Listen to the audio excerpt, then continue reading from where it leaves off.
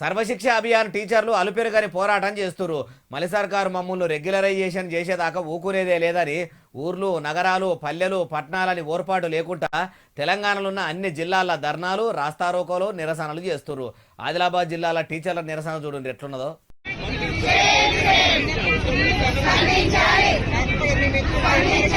అగో చూసినరా, మంత్రుల మాస్కులు ముఖాలకు పెట్టుకొని సీఎం గారు స్పందించాలి, మా సర్వశిక్ష అభియాన్ టీచర్లను రెగ్యులరైజేషన్ చెయ్యాలి అని ఇట్లా ఎన్నికల ముంగట రేవంత్ సార్ చేసిన ట్విట్టర్ ట్వీట్ ను ఫ్లెక్సీ కొట్టించి మంత్రుల ముఖాలు మాస్కులుగా పెట్టుకొని ఆదిలాబాద్ కాడ సర్వశిక్ష అభియాన్ టీచర్లు నిరసన చేసిర్రు. ఇన్ని దినాల సంది రోడ్డు మీదకి వచ్చి లొల్లి చేస్తున్నా సర్కారు సప్పుడు కూడా చేస్తలేదని వాళ్ళ బాధలు చెప్తుంది. ఈ నుండి 4 రోజులుగా ఈ రోజుతో 24వ రోజుగా నిరవధిక సమ్మెకు దిగినటువంటి టోటల్ 33 డిస్ట్రిక్ట్ల ఎస్ఎస్ఏ ఉద్యోగులందరూ కూడా రోడ్డు మీదకి వచ్చి మా అర్ధనాదాలు వెల్లవించుకున్నా గానీ సీఎం గారు వినిపించుకోనట్టు చూడనట్టు మొండి వైఖరితో ఉండడం సరికాదు సార్. ఇన్నర 24 దినాల సంధి 33 జిల్లాల్లో పనిచేసే సర్వశిక్ష అభియాన్ టీచర్లందరూ ఇంటోలను ఇడిచిపెట్టి నౌకరి పర్మనెంట్ చేయాలని ఫైటింగ్ చేస్తుంటే సీఎం రేవంత్ సారు చూసి కూడా చూడనట్టుంటున్నాడట.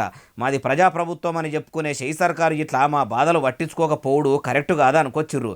అయ్యా సీఎం రేవంత్ సారు, మీరు ఎన్నికల ముంగట హామీ ఇచ్చి ఉండకుంటే సర్వశిక్ష అభియాన్ టీచర్లు కూడా సప్పుడు చేయకనే ఉండేటోళ్ళు కదా. మీ అంతలా మీరే కెలిగిస్తారు, మళ్ళా మీరే వాళ్ళను అధికారంలోకి వచ్చినాక పట్టించుకోరా. మీ ముచ్చట ఎట్లున్నదంటే ఓడెక్కేదాకా ఓడ మల్లన్న, ఓడ దిగినాక తిన్మార్ మల్లన్న అన్నట్టు ఉన్నది అంటుర్రు ఈ ముచ్చటిన్నోళ్ళు.